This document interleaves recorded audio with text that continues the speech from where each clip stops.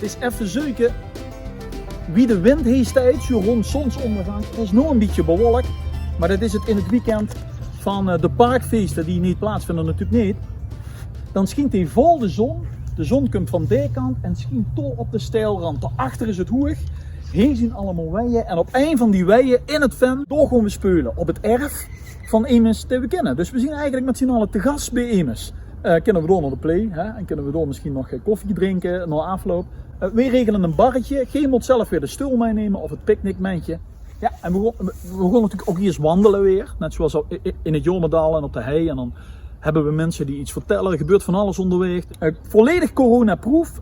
1,5 meter, allemaal geen probleem. Plaats zat. Alleen dus een nog beperkter aantal keertjes als normaal gesproken.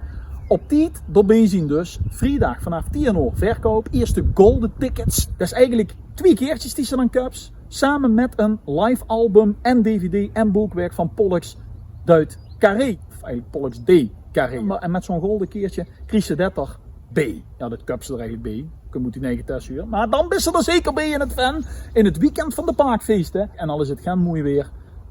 Dit wordt warm. In het fan.